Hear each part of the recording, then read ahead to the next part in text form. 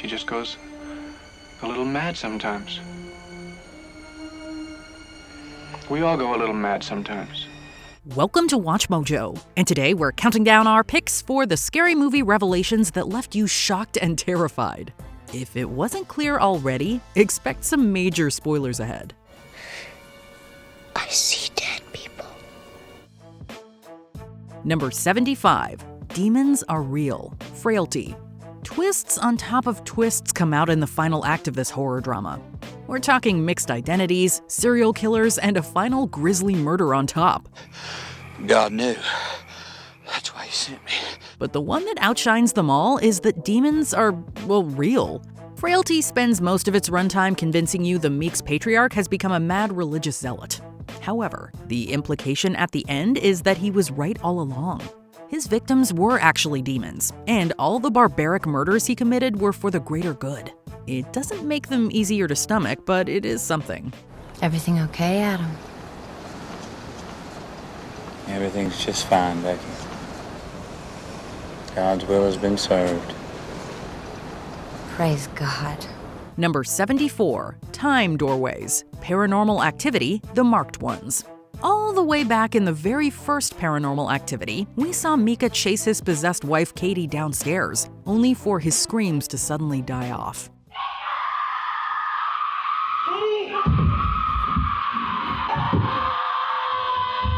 It took many years and 5 films, but we finally got an answer to what Micah really saw that night. The answer isn't Katie, it's Jesse, the protagonist of The Marked Ones. This spin-off introduced the concept of time doorways, which allowed malevolent witches to cause mayhem all across the series timeline.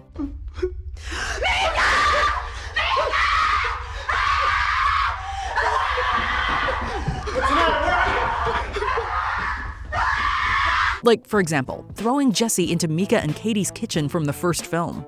It's a great twist, and one that answers a long-standing fan question to boot. Number 73. Nancy's Fate, The Craft. 4 teenagers, 1 coven, and a whole lot of magical mayhem. In a nutshell, that's The Craft, and as you can imagine, this cauldron overflows with drama fast. Relax, it's only magic.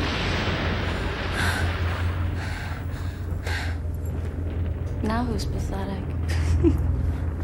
So much so that leading lady Sarah binds the others' powers for good. Only she doesn't stop there. While Bonnie and Rochelle are left powerless, Nancy finds herself all the way in a psychic ward. To be fair, she did try to steal Sarah's boyfriend and then threw him out the window to his death. But still, seeing her helplessly committed makes you wonder who the real villain of this movie is supposed to be. I'm flying! I'm flying! I'm flying! I'm flying! Number 72. Alex is Dead, The Uninvited. Grief can do a lot to a person. For Anna and Alex, the untimely death of their mother sent them on a crusade for justice. She's trying to kill us and marry our father just like she did to them. They point the finger at their dad's new girlfriend, Rachel, who seemingly kidnaps the girls to keep them quiet. When they fight back, the truth comes out. Alex died in the same accident as their mother. Unable to bear the weight of the tragedy, the mentally unstable Anna hallucinated Rachel's guilt. While The Uninvited is a very mixed bag overall, this last-minute rug pull is just insane enough to leave us wanting more. I did exactly what you asked. Did what, Anna?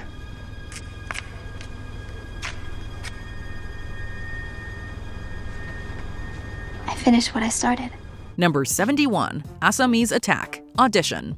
An iconic staple of Japanese horror, Audition is an unflinchingly brutal revenge tale that will have you reaching for a barf bag, mostly at the end. Until then, the film plays its cards pretty close to its chest. あなたのような若い女性がそれをきちんと分かっているということが驚きで、この人はこれまでも、そして今も真剣に来てんだなって、そう思ったわけです。はい。 So, when Asami finally realizes Shigeharu's been stringing her along, it's all the more shocking. Let's just say Asami really brings the pain. And the wire saw. As you can imagine, Audition's bloody climax is guaranteed to leave you breathless, partially because of Asami's change of heart, and partially because of how far the film goes before finally fading to black. 君だけを愛すなんて嘘ばかり言って。私には本当にあなただけしかいないのに。あなたはいろんなものを持っているのね。私はその中の一部になるなんて嫌です。 Number 70. Say cheese, smile. Dying to a malevolent entity is bad enough, but dying to a malevolent entity that's smiling the whole way? That's so much worse. What happens when you do see it? It's smiling at me. But not a friendly smile. It's the worst smile I've ever seen in my life. And whenever I see it, I just get this god-awful feeling like something really terrible is gonna happen. In the last arc, we learn the murderous spirit feeds on trauma, meaning the only way to save yourself is to pass a hardship onto someone else. In a vacuum, it's a clever bit of world building that establishes the spirit's inescapable wrath. But it also builds upon Smile's core themes about the trauma we all subconsciously share with one another. Because this thing needs trauma to spread. That's what gives it power. Trauma. The layers of meaning behind this revelation always leave us grinning ear to ear, for the right reasons. Number 69, The Same Family, The Last House on the Left. Even deplorable villains need a place to stay for the night. In this case, the house they stumble upon just so happens to be owned by the family of one of the girls they left for dead a few miles back. Do you know their car broke down right out front, John? Oh? Anything serious? Yeah, I'm afraid we blew a rod. Ironic, far-fetched, hammy, call it what you will. But when the Collingwood parents unknowingly welcome their daughter's killers into their home, it is impossible to stop your jaw from dropping. From there, The Last House on the Left plays out like a slow-motion car crash. We're always waiting for the inevitable collision, even though we know it's not going to be pretty. What's the trouble, Doc? Shut your filthy mouth. Now take it easy, Doc. Don't do anything I wouldn't do. Number 68. Yes, they're cultists. The Invitation. Sometimes attending your ex-wife's dinner party can make you a bit paranoid. Welcome to our little reunion of sorts. You guys are all very special to Eden, which means you're very special to me. Other times, she really is a cultist trying to sacrifice you in a blood ritual. The Invitation is all about the latter, although you wouldn't know it for the first hour. Even though Eden is acting far from normal, the film presents Will's suspicions as a serious case of jealousy and unresolved emotions. Turns out he should have listened to his gut and left way earlier. Let's go, Kira. We're leaving right now. Calm down. No, we are leaving now. Seeing Eden's plan go into motion is downright terrifying. But knowing how much Will tried to convince everyone, it's a bit vindicating too. Number 67, Not Just One, The Belko Experiment. After a 9-to-5 from hell, Mike stumbles out of the office battered, bruised, and bloody. Why? Why, Mr. Bell? Why? He is the sole survivor of a heinous experiment where all of his co-workers were tasked with killing each other. Seeing him finally step out into the fresh air is a euphoric sigh of relief. As you can probably guess, the Belko experiment doesn't end on that happy note, though. Right as we're rejoicing at Mike's survival, we see glimpses of other operations around the globe. This was just one of many Belko experiments, and Phase 2 hasn't even started. It seems there really is no rest for the weary. Number 66, Mia talks to them. Talk to me. Using a mysterious disembodied hand, a group of teenagers begin speaking to the dead as a party trick. Amazing!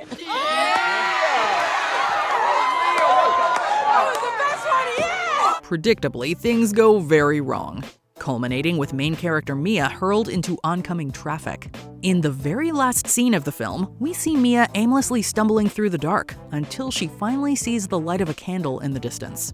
She reaches out and winds up on the other side of the hand she had been holding onto the whole movie. I'll let you in. Cue the chills. Karma is not friendly, but it sure does make for a good closing twist. Number 65, Kaylee was right. Oculus. Who killed the dog, ruined the parents' marriage, and got Tim committed to a psych hospital? If you ask Kaylee, she thinks it's the antique mirror in her late father's office. The purpose of today's experiment is to prove that the object behind me, the Lasser glass, is home to an observable, predictable, supernatural force. Tim, however, isn't convinced, and neither were we. For almost half of the movie, Oculus makes you believe Kaylee is just projecting her trauma, and there really is no otherworldly force in the mirror. Until, right when you least expect it, the glass finally makes its move. I don't remember doing that, do you? You don't. Is it spine-tingling? Absolutely.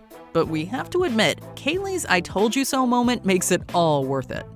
Number 64, Damien is evil, The Omen. What parents would believe their own child is the son of Satan? It's a tough pill to swallow, but even so, the evidence is undeniable. Have no fear, little one. I am here to protect thee. Damien torments his parents, resists going to church, and offs anyone who questions his origins. The Omen is nothing unless it can convince you this 5-year-old is actually the Antichrist. And we have to admit it is pretty persuasive. It's especially notable since the twist doesn't come out in one definitive scene. Instead, Damien's truth is shown through little tidbits of evidence here and there, until it's impossible to ignore. This is not a human child. Make no mistake. If you're still on the fence, his fourth wall break at the end is basically a confession. Number 63, all work and no play, The Shining. After going mad inside the Overlook Hotel, Jack Torrance is seemingly left to freeze inside the property's snowy maze.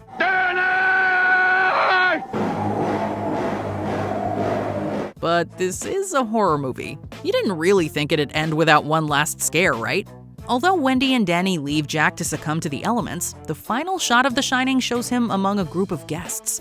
The kicker, though? It's in a photo from the 20s, nearly 60 years before the events of the film.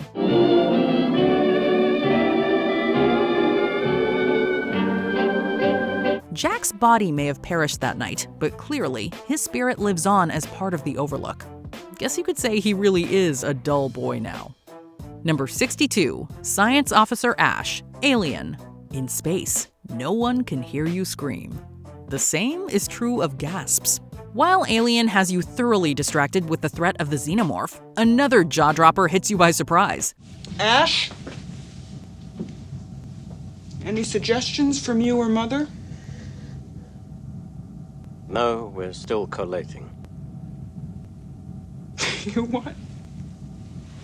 You're still collating? I find that hard to believe. You know the science officer Ash, the one who's following orders to return the alien alive? Yeah, that's because Ash is an android with presumably no free will of his own. Jesus. It's a robot. Ash is a goddamn robot. In a film that embraces all the best sci-fi has to offer, we really should have seen this coming. But despite it all, we'd wager Ash's robotic head falling off left most people dumbfounded. Number 61, The Real Killer, I Know What You Did Last Summer. As a general rule of thumb, always make sure the men you leave for dead are actually, dead. There's no way! Oh my god, this isn't happening. Or better yet, don't try to cover up a hit and run in the first place. Full of pulpy thrills and over-the-top death scenes, I Know What You Did Last Summer plays up the idea that the characters are being punished for their actions. And, well, they are. But not because they killed someone, because they hit him, thought he was dead, and rolled him off a cliff. Kids like you should be out having fun. Drinking, partying, running people over, getting away with murder, things like that. It's funny though, one of the biggest twist endings in slasher film history is when a character is actually alive. Number 60, Laurie is Michael's sister, Halloween 2. Michael Myers didn't need a grand motive in John Carpenter's 1978 classic, but Halloween 2 gave him one anyway. Apparently, Michael wasn't after Laurie because she was a virgin or an easy target or anything like that. That Strode girl, that's Michael Myers' sister. She was born 2 years before he was committed. She's actually Michael's long-lost sister, and he won't be satisfied until he finishes her off. By deepening the relationship between a horror icon and his final girl royalty, this bold twist completely reframed the entire Halloween franchise to that point. Michael! Not many sequels are willing to shake up the original to this degree. But that is also why this family reunion remains one of the slasher genre's most iconic moments. Number 59, Sarah's Trauma, Silent House. Better keep your eyes peeled during this one. The hints are everywhere. However, they're hard to find since Silent House is a roller coaster of a story. Wait, what about the noise? Honey, it's an old house. They make noises. I'm sure it's nothing. But I'll keep looking around, okay? It's unclear whether there are intruders in the house, if it's some kind of haunting situation, or if Sarah's family is out to get her. The answer is none of the above. Sarah is hunting them. Following the horrific things her family did to her as a kid, Sarah is now getting revenge the only way she knows how. With an axe. It's a very special little secret. The house is a twisted metaphor for her fractured psyche, and much like Sarah herself, the audience doesn't realize she's the villain until the very last moment. Number 58. The killers know they're in a movie. Funny Games. Despite the name, this movie is no laughing matter. It follows two crooks who infiltrate a home and torment its residents for seemingly no other reason than the sick thrill of it. Warum tun Sie das? Warum nicht? Also dann, ein anderes Spiel. It is downright bone-chilling to watch, especially during Anna's escape attempt. She manages to remove her bindings, grab a weapon, and completely turn the tables on her captors. Peter and Pal, however, simply reach for the remote and rewind the movie. Literally. That's right, these guys know they're in a film and can control it to make the ending they want. Das hättest du nicht tun sollen, Anna. Die Spielregel bricht man nicht. It is terrifying, brilliant, and utterly mind-blowing all at once. Number 57. Built on a Graveyard. Poltergeist. We didn't think we had to say it, but don't speak ill of the dead also means don't build houses on abandoned grave sites. They're here. All movie long, the poor Freeling family is scared to the core by a never-ending onslaught of paranormal escapades. They learn their house was built on a former cemetery, but are assured the graves were moved. A big lie that was. Only the tombstones made the trip, meaning the Freelings were unwittingly stomping over unmarked graves the whole time. You left the bodies and you only moved the headstones! You only moved the headstones! Just the thought of it gives us the heebie-jeebies. And we're not alone. Poltergeist's haunting finale has left people double-checking their land plots for generations. Number 56. Angela is the new host, Rec 2. Armed with nothing more than a camera and a hunch of a good story, reporter Angela Vidal finds herself trapped in an apartment building during a zombie outbreak. La policía ha acordonado la zona y no nos deja salir del edificio sin darnos ninguna explicación, así que hemos decidido buscar otra salida a pesar de su oposición. She fights, she fails, and the first film ends with her dragged into darkness. Later, Rec 2 reveals Angela didn't die. Although, for the good of humanity, she probably should have. The demonic Patient Zero possessed her at the end of the original Rec, meaning the true source of the virus is now masquerading as its sole survivor. Que no te necesito. Lo sabes, ¿verdad? A gut punch of a twist, it leaves you with the awful realization that this outbreak is far from over. Number 55. Not a Victim. The Autopsy of Jane Doe. As the father and son coroners peel back the layers of their latest autopsy, somewhat literally at times, the Tilden men realize this presumed victim may have been killed for a reason. Almost like a human sacrifice. That being, she is a vengeful witch with the power to devastate anyone in her path. As each new mystery piles up, the Autopsy of Jane Doe masterfully builds up its corpse's character until there is no question about why she ended up on their table. Of course, the scariest fact of all doesn't come until later, when the Tildens realize that just because she's dead doesn't mean Jane can't still use her powers. They are a witch, and their blood shall be on their own heads. Number 54. It's a sequel, Split. Since it comes from director M. Night Shyamalan, everyone who showed up for Split expected a bonkers plot twist. You are different from the rest. It really made you wait for it, though. Long after Casey escapes, the assailant is arrested, and even the credits roll, we finally get Shyamalan's trademark tease. And it's one for the ages. It all comes down to one exchange. Specifically, one name, Mr. Glass, aka a character from Shyamalan's 2000s film Unbreakable. It's like that crazy guy in the wheelchair that they put away 15 years ago. And they gave him a funny name, too. What was it? Mr. Glass. Split was set in the same universe the entire time, and no one picked up on it. Mind officially blown. Shyamalan has a very spotty track record, but when he hits hard.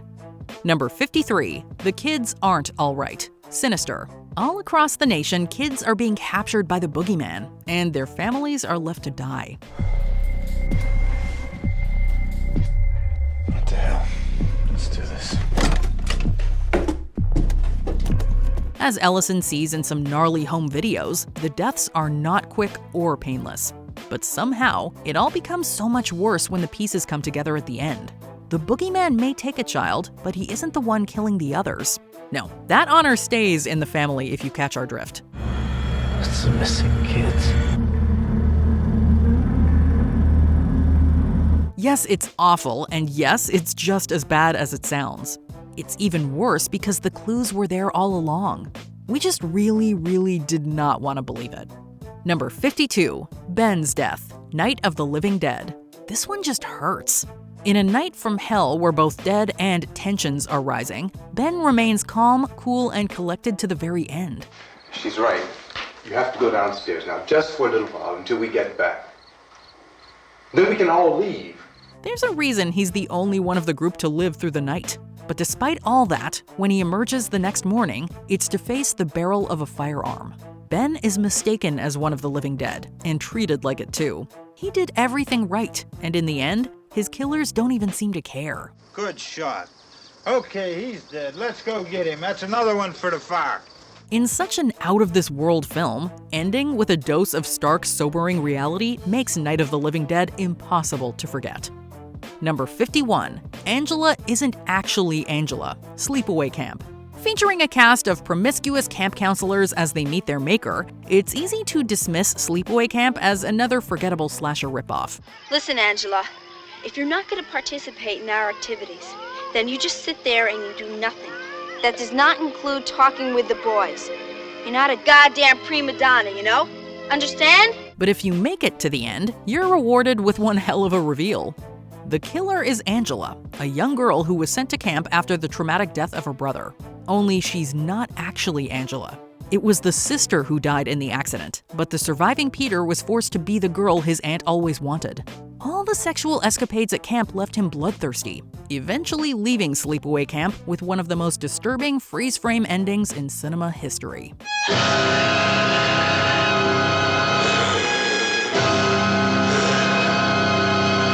Number 50. Mary Was Dead All Along. Carnival of Souls. This surreal indie film from the early 60s sees a young woman named Mary surviving a deadly car accident, only to be preyed upon by a gray-faced ghoul.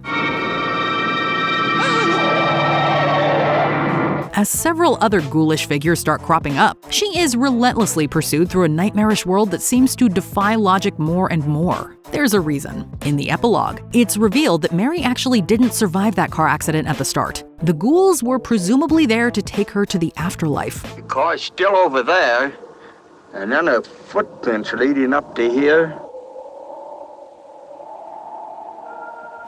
Critic Roger Ebert likened its shocking but inevitable ending to a lost Twilight Zone episode. Number 49. Who's the Dummy Now? Dead Silence. As they did in Saw, filmmakers James Wan and Leigh Whannell came up with yet another layered and twisted ending. Dead Silence sees the ghost of a vicious ventriloquist named Mary Shaw enacting her revenge on the bloodline of a boy who humiliated her. One of her targets, Jamie, discovers that Mary was there the whole time. In fact, she was disguised as his new stepmother, puppeteering his father's corpse like a puppet in every scene he was in. Soup. Delicious, too. I'll vouch for that. This realization is delivered with a hypnotic montage replaying scenes we've already watched, this time from Mary's perspective. Ventriloquism was never so creepy. And that's saying something because it's already pretty creepy. She had no children, only dolls. And if you see her in your dreams, be sure you never, ever scream. Number 48. Simone was trapped in the walls, The Orphanage. In this twisted and captivating supernatural horror movie from J.A. Bayona, Laura moves her family into the orphanage where she grew up, intent on turning it into a school. After her son Simone goes missing one day, she begins uncovering the orphanage's deadly secrets. Simón, hijo.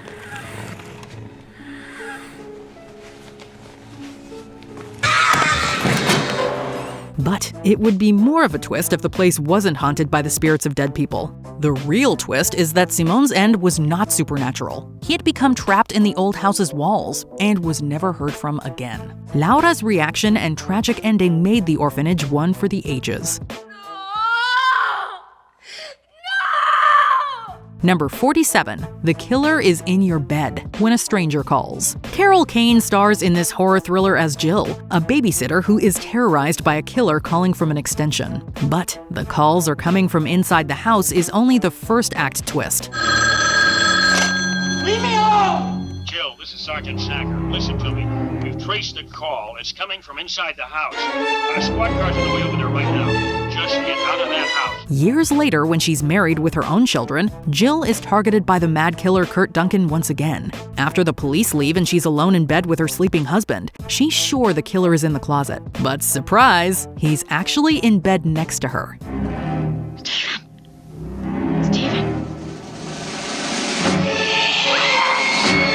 It's a clever inversion of that first twist, but the intimacy of it feels even more frightening. Number 46, Johnny is Harry, Angel Heart. In this stylish neo-noir horror film, Harry Angel is a private eye hired by a mysterious man to track down a missing singer known as Johnny Favorite. Cypher tells Angel the singer welched on an unspecified contract. The case leads the detective down a twisting, turning path that leaves a trail of bodies behind. In the end, Angel realizes that the man he's looking for is himself. My guy didn't kill no one. I'm afraid you did, Johnny. My name's not Johnny. All killed by your own hand, guided by me naturally. He is Johnny Favorite, a man who murdered and tried to consume another man's soul, condemning his own soul to hell. And if that weren't enough, Louis Cypher turns out to be Lucifer himself. Louis Cypher. Lucifer. Number 45, Sarah's escape was a hallucination, The Descent. A group of women finds out there's something scarier to exploring caves than tight spaces. One by one, they are devoured by humanoid monsters known as crawlers. Where are we? It hasn't got a name. It's a new system. I wanted us all to discover it. No one's ever been down here before. Sarah is the last remaining member of her group at the end of the movie. We watch as she makes the desperate and terrifying climb to safety, only to be wrenched back into her nightmare. Her escape was only a dream. She hallucinates a chilling image as we leave her underground, doomed to be finished off by the carnivorous cave dwellers. The movie was already bleak to begin with, but the way it ups the ante in its last minutes made it legendary.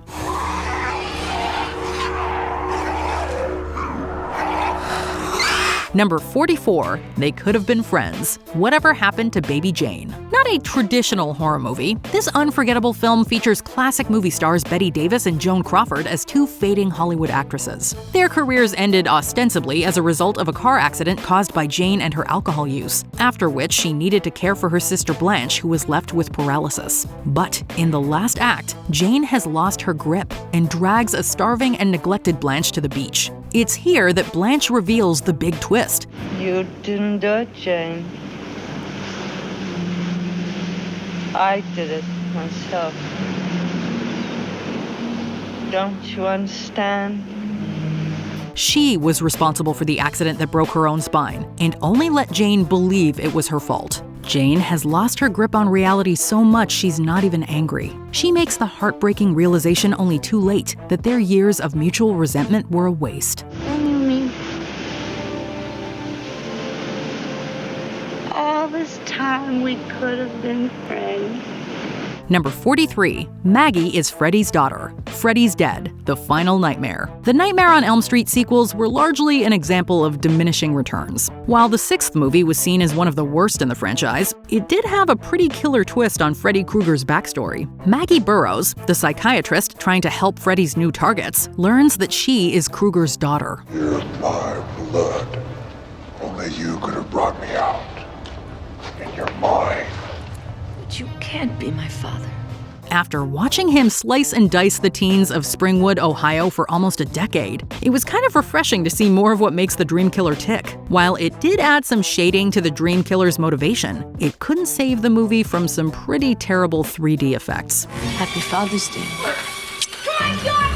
Number 42. Gabriel's Identity, Malignant. If you want unhinged horror and bonkers twists, look no further than this James Wan thriller. Malignant is the story of Madison Mitchell, a woman who fears a serial killer who killed her abusive husband might just be Gabriel, her childhood imaginary friend come to life.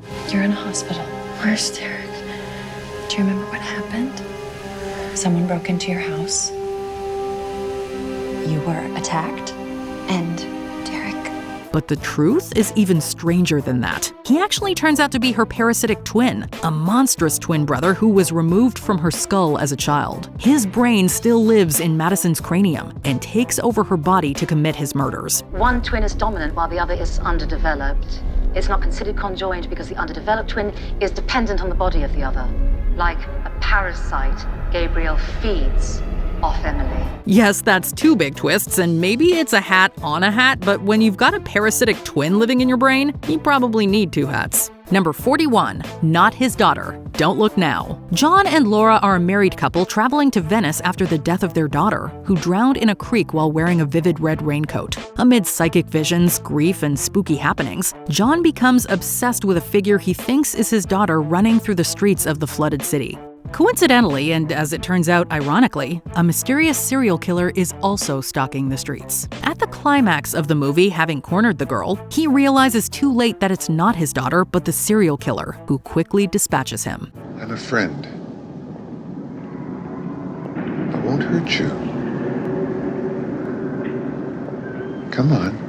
It is a cruel and creepy ending that feels especially tragic. Number 40. Lady Van Tassel Controls the Horseman, Sleepy Hollow. We all probably heard the legend of Sleepy Hollow as kids, but that did not stop us from being shocked by the plot twist in Tim Burton's 1999 adaptation of the short story. In the film, Ichabod Crane is sent to the small town of Sleepy Hollow to investigate a series of murders. Halfway through the movie, Lady Van Tassel, the stepmother of Ichabod's love interest, is decapitated by the headless horseman. Or is she? Dear stepdaughter, you look as if you'd seen a ghost. Lady Van Tassel faked her own death and is the reason this whole beheading business started in the first place. Her revenge plot necessitated a bit of murder, and she made a deal with Satan to get her way. The horseman comes! And tonight he comes for you! Number 39. Inside Job. You're next. We don't need a motive for why crazed killers do what they do. So when masked assailants storm the Davison household and start knocking off family members, we hardly bat an eyelash. But it's eventually revealed that the intruders aren't just bloodthirsty. They're being paid, and by some of the family no less. Really? You had to do that right in front of me? Were you saying something? At first, it seems like the edgy Felix and his girlfriend Z hired the men to take out the former's family for the inheritance. And they totally did. But it's later revealed that the demure Crispin is in on it too. I can't believe you were in on this. Come on, babe. You do know how broke we are, right? Our lead protagonist, Erin, initially has trouble accepting her boyfriend's shady dealings, but considering what she went through, we don't blame her for breaking things off in the bloodiest way possible. Number 38. You're in a Cult, Kill List. If you missed one of the strangest and most upsetting horror movies of the last 20 years, don't worry, you're not alone. Kill List didn't even make back its $800,000 at the box office, but the folks who did see it experienced a wild ride. The movie follows Gal and Jay, two British military guys turned hitmen who take on a contract that ends up proving disastrous. Turn round. Thank you.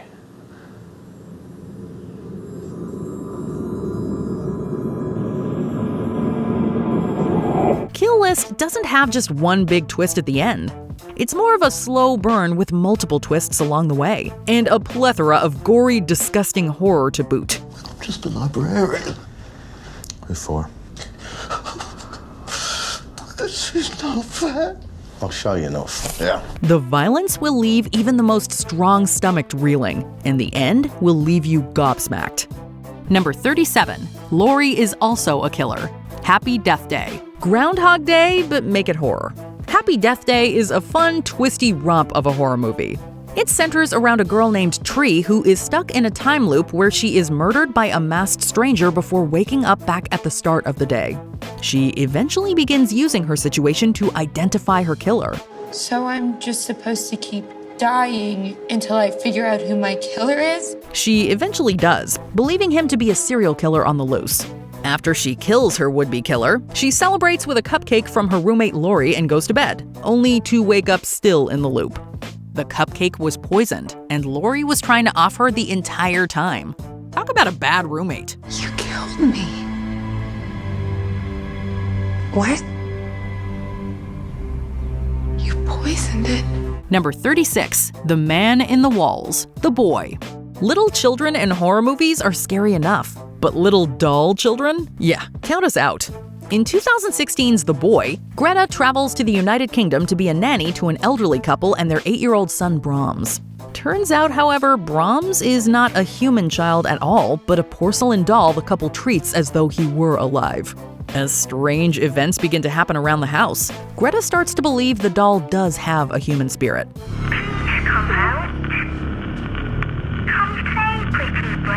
But when someone smashes the doll, the truth comes out. The real Brahms, who died in a fire decades ago, had been living in the walls of the house controlling the actions of the doll the whole time.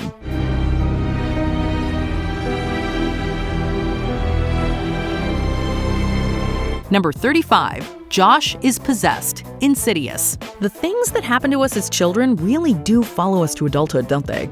Insidious explores that theme of lingering childhood trauma and takes it to its natural, twisty conclusion. When they discover that their son Dalton can astral project and is being possessed by demons, parents Josh and Renee learn something terrifying about Josh's own past. The reason I knew to call Elise in this situation, the reason I know her so well, is because I called her myself once, years ago, to help you. What are you talking about, Mom? He has the same ability as Dalton, and when he was a child, he was tormented by the ghost of a terrifying old woman. Josh has to face the old woman again to save Dalton, and once he does, it seems like everything's fine. But at the last moment, we learn that Josh didn't win. Possessed by the old lady, his reign of terror begins. Why did you do that? Why would you do that to me when you know how I feel about that? Why? Number 34, Howard was right, 10 Cloverfield Lane. What would you do if you woke up chained in a room with some guy you've never met telling you that you can't leave because of the poisonous air outside? Would you believe that guy? I'm not sure yet if it's chemical or nuclear, but down here we're safe. So where are we exactly? That is the central question that 10 Cloverfield Lane puts forth. After a car accident, Michelle wakes up to find herself in an underground bunker, with only her captor and his assistant for company. Her captor, Howard, insists that a world-changing event is underway, and she cannot leave the bunker. Michelle doesn't trust him, and as an audience member, it's doubtful whether we should either. Michelle eventually escapes, and comes to learn that Howard was 100% right. Also, aliens exist.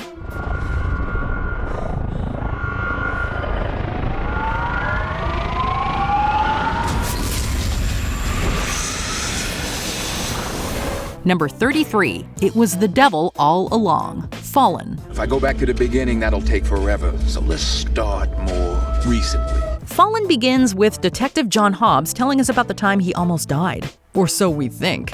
This Denzel Washington supernatural horror film takes themes of possession to the world of police work. The voiceover at the beginning of the film is said in Washington's voice, so as we watch Hobbs investigate a series of occult killings, we think he is the narrator. The killer is revealed to be a demon named Azazel, who can possess most human bodies. In the end, we think Hobbs has overcome Azazel, concluding the story of how he almost died. But no, the voice that's been speaking has actually been Azazel the entire time. The demon didn't die, taking over a nearby cat. Oh, you forgot something, didn't you? At the beginning, I said I was going to tell you about the time I almost died.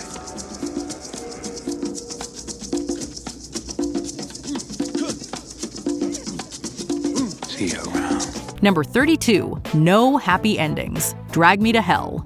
You can't always get what you want. Sometimes, what you get is a giant hand dragging you straight to hell. In Sam Raimi's 2009 comedy horror masterpiece, happy endings are not in the cards. But that doesn't stop you from hoping that maybe, just maybe, our protagonist will get away from the cursed button that haunts her. As urtog sei unburied. Christine's curse involves a 3-day torment before a demon drags her down to the fiery pits below. But at the end of the film, you do really believe that she's figured out how to beat it. It's only when her boyfriend attempts to propose to her and gives her back her cursed button in the process that we realize she's actually lost. Oh my god! Hey, hey, hey!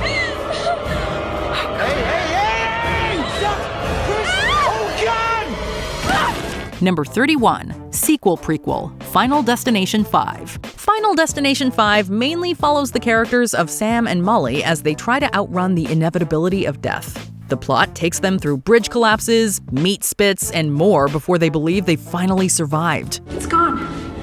You killed him. So does that mean I get Block's life?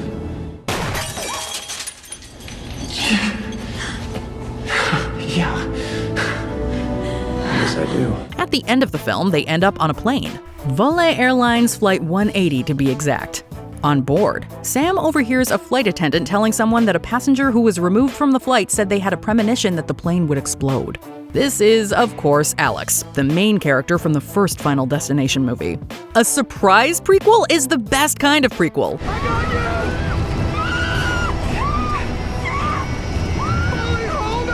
Number 30, The Alien Makes It to Earth, Life. When Life came out in 2017, it didn't necessarily receive rave reviews from critics or audiences. But this sci-fi light horror film deserves a second look, in particular for the way it handles its last act. Toward the end of the film, only 2 members of a crew sent to investigate life on Mars are left.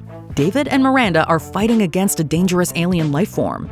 They decide David will kill the alien in space and Miranda will return to Earth. This is Dr. Miranda North's black box recording in case of death upon re-entry. The creature killed 4 of the 6 ISS astronauts, with a 5th, Dr. David Jordan, presumed dead, carrying it out into deep space. A pod crashes on Earth. It turns out to be David and the alien instead of Miranda. The last thing we're left with is David pleading with the people who find him not to open the door and unleash the alien's havoc. Number 29, Lucas is Dead, Goodnight Mommy. A clever movie twist is one that fools you in the moment, but opens up the world of the movie once you understand what's been going on. And Goodnight Mommy has one of the cleverest, saddest twists of the last 20 years. Der Lukas will auch hin. Wenn er was will, dann soll er mir das selber sagen. Essen hast du auch mit mir gemacht. Du weißt warum. The movie centers around twins Elias and Lucas who become convinced their mother is not their mother after she returns from surgery wrapped in bandages. Strange events lead them to trap the mother in the house and threaten to burn it down. The mother then reveals to Elias that Lucas died in an accident before the film's beginning, and Elias has been hallucinating him the entire time. Du bist nicht schuld, dass der Lukas gestorben ist. Du bist nicht schuld am Unfall. The reveal changes every idea you have about each character and makes you reconsider everything. Number 28. The narrator is the real madman, The Cabinet of Dr. Caligari. If you're gonna dip into the world of silent cinema, The Cabinet of Dr. Caligari is a wonderfully twisted place to start. The movie functions as a long flashback, as a man named Francis tells the story of a hypnotist named Dr. Caligari who manipulates a man with a sleep disorder into committing murders. The story ends with Dr. Caligari in a mental health hospital, but that's not the real ending. After the story, we learn that Francis, our very own narrator, is actually the true madman. Dr. Caligari is the hospital director, and Francis is the patient actually living in the fictional Caligari cell.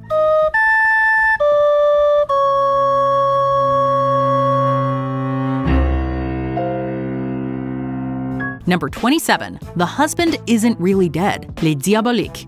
Obviously, Psycho is one of the most important horror films of the last century. But what about the film that helped inspire Psycho? At first, the 1955 French film Les Diaboliques seems to be about 2 women, a wife and a mistress, who band together to kill the man who causes them both so much pain. N'a pas trop souffert. S'est rendu compte de rien. Si nous partions tout de suite, si on le ramenait cette nuit. Notre alibi. on le retrouvera, il faudra que nous puissions prouver que nous étions ici le jour de sa mort. But the crime at the center of Les Diaboliques turns out to be much more sinister. The husband, who we believe to be dead fairly early on in the film, actually never dies at all. The truth is that he and the mistress have concocted a twisted plan to torment the fragile wife to death. Diabolical indeed. Et elle disait qu'elle avait le cœur fragile. Mon pauvre chéri, t'es tout mouillé. Change-toi vite. Number 26. The Mother Appears, Barbarian. When it comes to twists that blew our minds, Barbarian is near the top of the list. Zach Cregger's wild ride of a film starts out like a regular horror movie, but quickly changes gear. When Tess arrives at her Airbnb to find it booked by a man named Keith, we think we see where things are going. But despite everything we know about horror movie tropes, Keith isn't actually the villain here. The twist comes when Tess follows Keith down into the bowels of the home's basement. Why did you come down here? Someone else is down. No, why? Why did you come down here? She finds Keith, but she also finds a naked, terrifying-looking woman simply known as Mother. The film immediately smash cuts to Justin Long of all people, leaving us to wonder what just happened.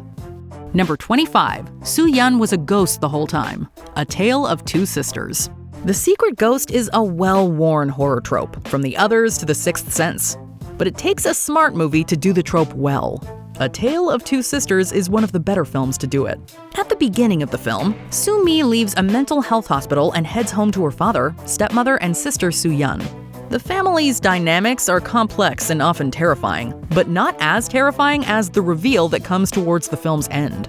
갑자기 환경이 바뀌어서 그래. 병이 나은 게 아니었구나. 그 옷장 얘기는 안 하기로 했잖아. 어쩜 나랑 날짜가 똑같았어. 수연이 죽었잖아. 아니, 기억 안 나. Soo-Mi learns that she has dissociative identity disorder and that her sister Soo-Yun is a figment of her imagination. Soo-Yun has been a ghost the whole time. Number 24. Black Phillip is Satan, the Witch. Throughout the course of The Witch, we're left wondering what's real and what's not. But in the end, writer-director Robert Eggers lets us know exactly what to believe. The film follows a family who's banished from a Puritan settlement, after which strange, possibly witch-induced events begin to occur. Furthermore, the young twins of the family start to say that the goat, Black Phillip, is speaking to them. We're led to believe the twins might be making this up until the very end of the movie. Black Phillip materializes into the devil while speaking to the family's eldest child, inviting her to live deliciously. Wouldst thou like to live deliciously? Number 23. It's All in Patrick's Head, American Psycho. Investment banker, serial killer. What's the difference, really? Not much when it comes to American Psycho. Throughout this 2000 satirical horror masterpiece, Patrick Bateman tortures and kills a number of people in brutal ways.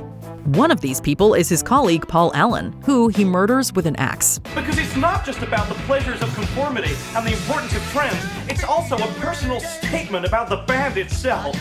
Hey, Paul! But towards the end, as Patrick tries to confess to his murder spree, we learn that Allen is actually alive.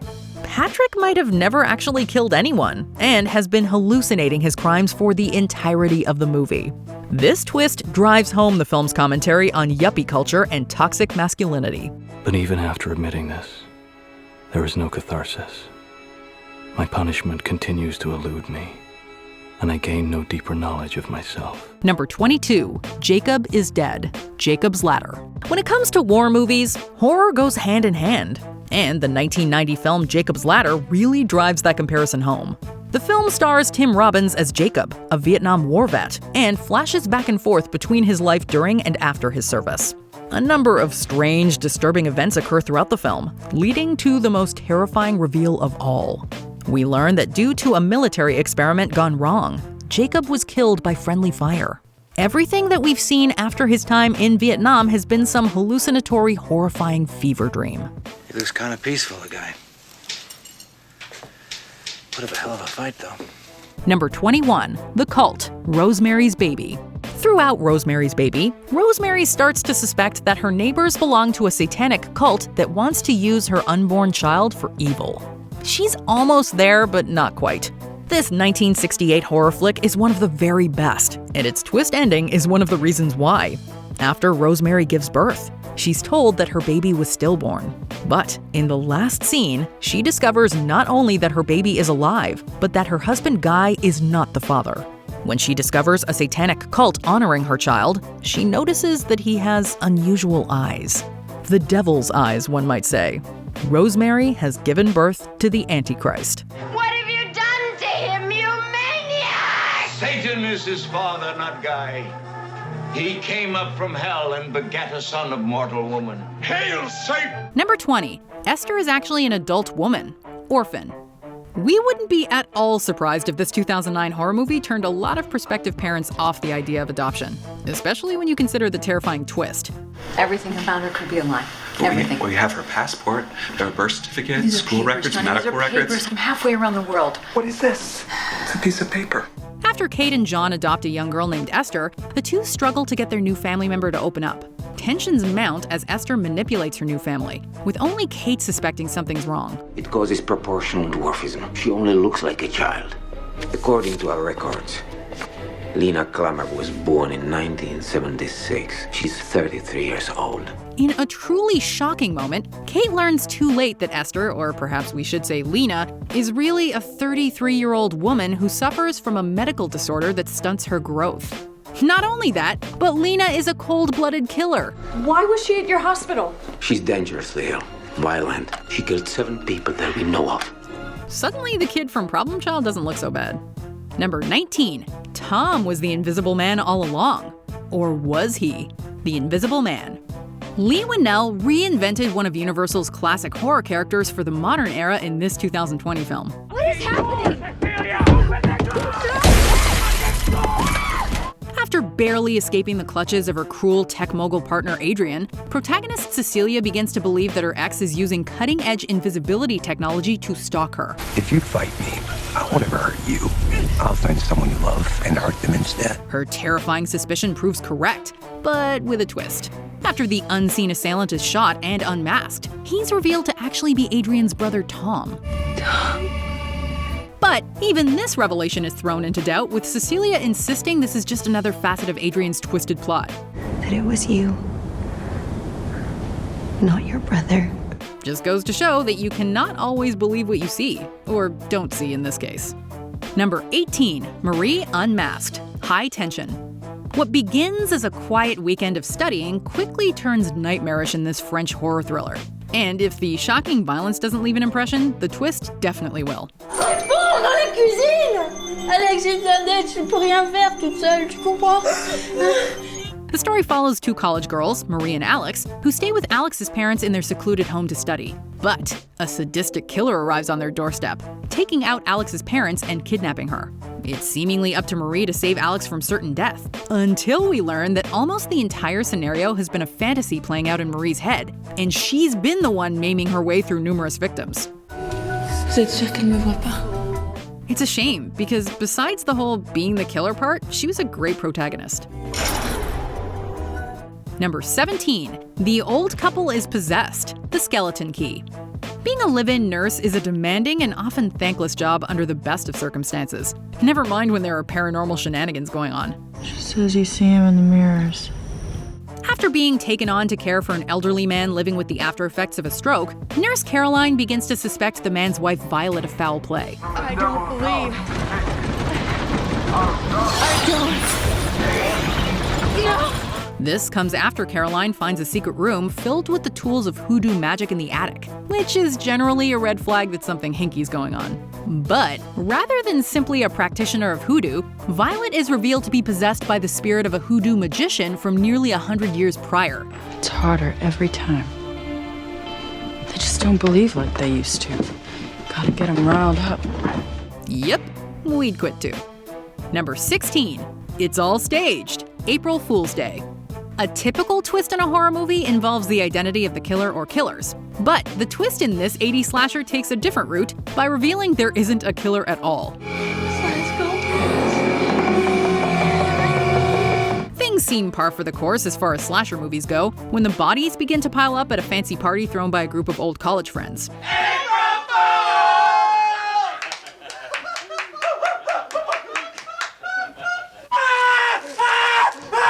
But imagine the audience's surprise when it turns out the events of the movie were just an incredibly elaborate rehearsal for a murder mystery night, and nobody was ever in any danger. What's this all about? And don't anyone say April Fools again, or I'll rip them apart. How's that for a twist? This slasher movie wasn't a slasher movie at all. Number 15, The Ancient Ones, The Cabin in the Woods. After their cabin trip is spoiled by some pesky zombies, friends Marty and Dana discover a massive facility full of monsters beneath the cabin. And after a surprise appearance by Sigourney Weaver herself, the pair learns the deeper truth, that the events of the film were an elaborate ritual to appease a group of elder gods who want nothing more than to see groups of teenagers meet their messy demise again and again. They want to see us punished. Punished for what? For being young? You don't need a film degree to figure out that The Ancient One's craving for routine carnage is a somewhat scathing commentary on horror audiences, crystallizing the film's deconstruction of tired horror tropes and imploring filmmakers to try something new. Maybe it's time for a change. Number 14. Those aren't the real grandparents. The Visit. Director M. Night Shyamalan's reputation as the king of the twist ending is somewhat well-deserved, as most of his movies contain at least one shocking twist. We made a decision. Just you go. We're having a great time. Yeah. Heck, this isn't even the only movie of his on this very list. The twists can get more than a little stale, but there's just something about this one that gives us the creeps. Nana? Nana, you okay? Good afternoon. After an odd yet seemingly innocent weekend at their grandparents', teens Becca and Tyler receive a shocking revelation that those aren't their grandparents. Where are Nana and Pop-Up? You've been staying with those people the whole time? This reveal comes hot on the heels of a number of strange occurrences the pair had experienced, suddenly ratcheting up the already high tension to stratospheric levels. Number 13. Red is Adelaide. Us. Jordan Peele's electrifying follow-up to Get Out did not disappoint, mixing great horror movie scares with a powerful undercurrent of social commentary even before you get to the shocking final reveal. They can't hurt you. You understand? After narrowly escaping her tethered doppelganger with her life and family intact, Mother Adelaide seems to be in the clear. Just want my little girl back. Except the audience is clued in via flashback that the woman we've been following for the whole film is the tethered.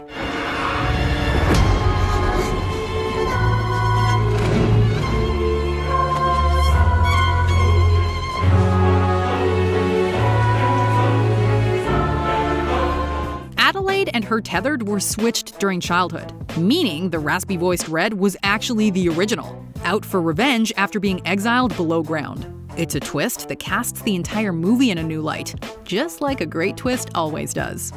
Number 12. Samara is now free. The Ring. We're betting that up until this infamous moment in the 2002 remake of the Japanese horror sensation, the protagonists were patting themselves on the back. You weren't supposed to help her. It's okay now. She's not gonna hurt you.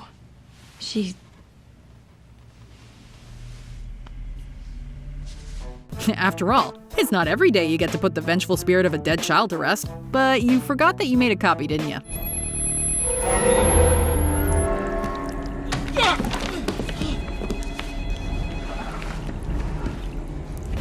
Now your ex is dead and you have to continue passing the curse on in order to save your child. Great job.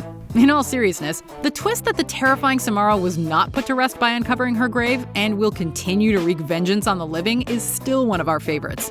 And we still can't see TV static without shuddering.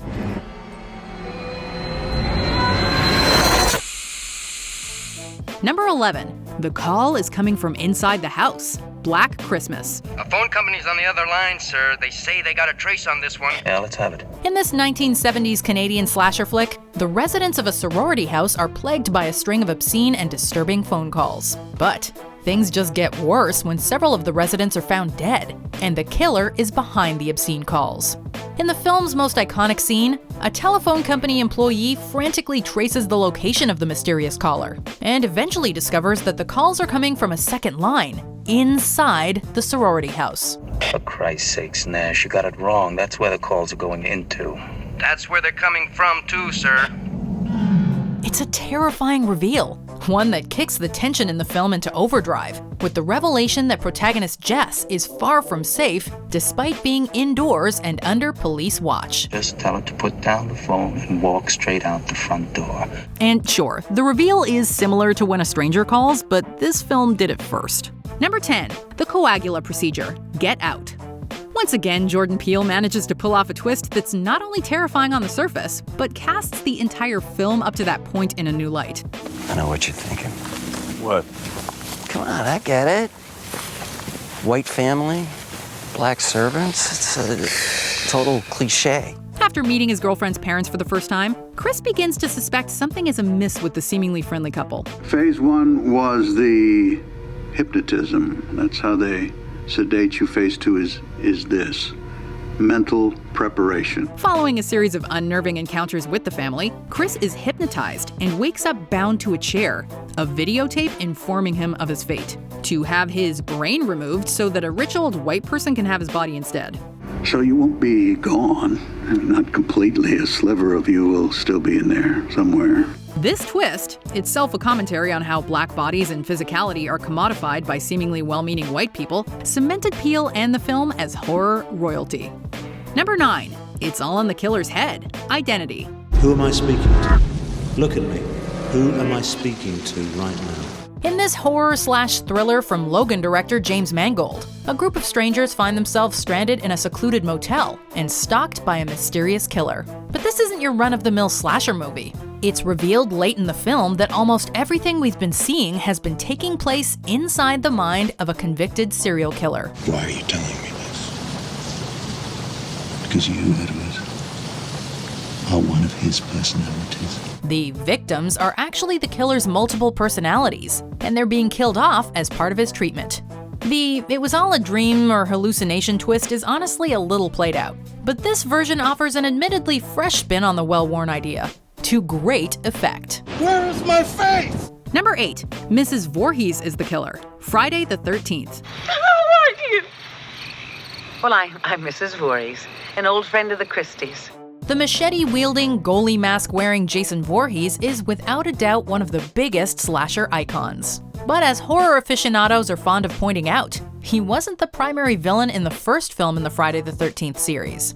Jason should have been watched every minute. After a number of fellow camp counselors are brutally murdered, the film's protagonist Alice discovers that the killer is in fact Mrs. Voorhees, the mother of a deformed boy who drowned while the counselors were, shall we say, distracted. They were making love while that young boy drowned. Needless to say, the revelation that the seemingly kindly old lady in a sweater is a crazed killer doesn't do much to make Alice's day better. Look what you did to him! Number 7, The Girl Isn't Missing, The Wicker Man. You, Sergeant, are the right kind of adult. Before it was remade with Nicolas Cage and turned into an internet meme, this 1973 horror film was a darling of British horror cinema. The film begins when a police detective arrives at a small town on a secluded island after a local girl goes missing. But it quickly becomes clear that something is terribly wrong, and that the villagers are part of a dangerous pagan cult. You came here to find Rowan Morrison, but it is we who have found you and brought you here, and control your every thought and action since you arrived. The detective suspects the girl might have been taken as a human sacrifice, but it's worse. The girl was never kidnapped, and it was all a ploy to lure him to the island to serve as the sacrifice himself. No! Think! Just think what you're doing! Think what you're doing! Think! Number 6, Jigsaw is the dead body in the bathroom. Saw. This infamous horror flick not only kicked off an entire franchise, but arguably started a whole new subgenre. While the sequels went on to more gruesome and elaborate gore, the first one keeps it fairly simple.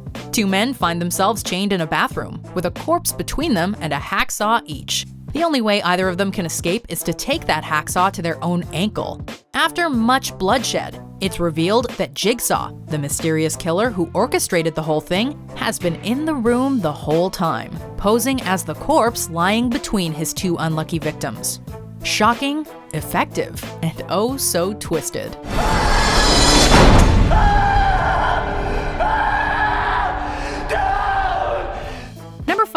The family are ghosts, the others. Don't speak to them!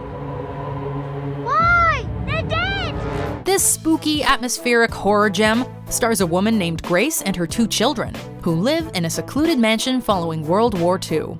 As anyone might if they lived in a house this creepy looking, Grace begins to suspect that her home is haunted. Turns out she's right, but not in the way she expected. After a series of terrifying encounters with what seem to be spirits, it's revealed that Grace and her children are the ghosts haunting the house, and the visions they've been seeing are the new residents. Children, if you're dead, why do you remain in this house? It's a clever inversion of the classic haunted house scenario that caught most cinema-goers completely by surprise. What happened? They made contact. Number 4. What David needlessly does to his group, The Mist. Things look about as grim as they can possibly get for painter David Drayton and his family. Guys, let's get out of here now. After a strange mist envelops their sleepy New England town, monsters begin emerging from the strange fog and exterminating everyone they can get their tentacles, pincers, and claws on. David and his son flee in their car along with some other survivors in a desperate bid for safety. 4 points.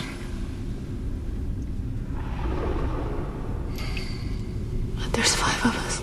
Eventually, the car runs out of gas, leaving David to make the ultimate sacrifice to keep them from a grislier fate. With not enough bullets to go round, David leaves the car to be eaten by the monsters, only to find the military has arrived to save the day.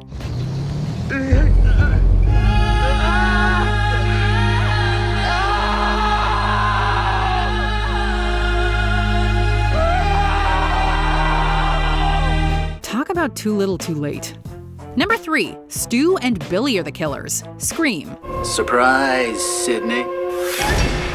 This trend-setting slasher movie revitalized the genre for a new generation by injecting a dose of self-aware meta-commentary to liven things up.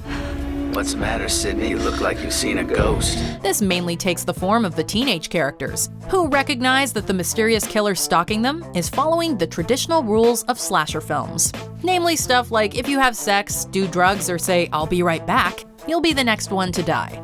But rather than just 2 horror movie fans familiar with the tropes of the genre, the characters of Billy and Stu turn out to be the killers themselves, making the horror movie awareness of the Ghostface killer suddenly make a whole lot of sense. Yeah, we put her out of her misery, because let's face it, Sydney, your mother was no Sharon Stone.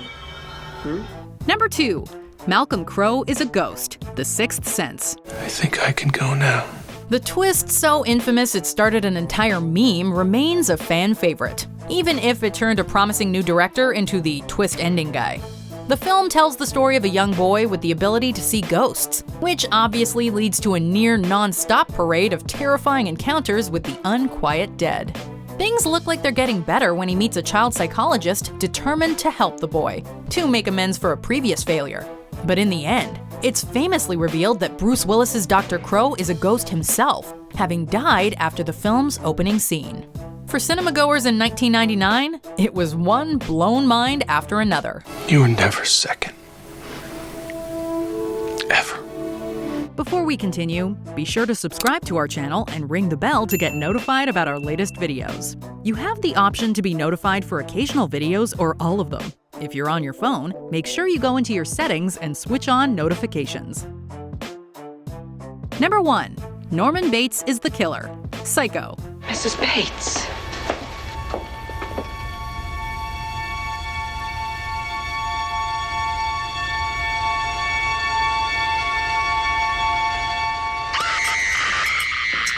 Even before the shocking reveal at the film's climax, Alfred Hitchcock's horror opus already had audiences scared out of their minds. But that ending just made things worse. After watching numerous characters seemingly die at the hands of the apparently demented Mrs. Bates, audiences were stunned to learn that the killer was, in fact, her soft-spoken son Norman, who had preserved his dead mother's body and taken on her identity. Even decades after the film's release, and subsequent enshrinement in popular culture, the reveal at the end of this legendary film remains the most shocking and memorable twist ending in the history of horror cinema.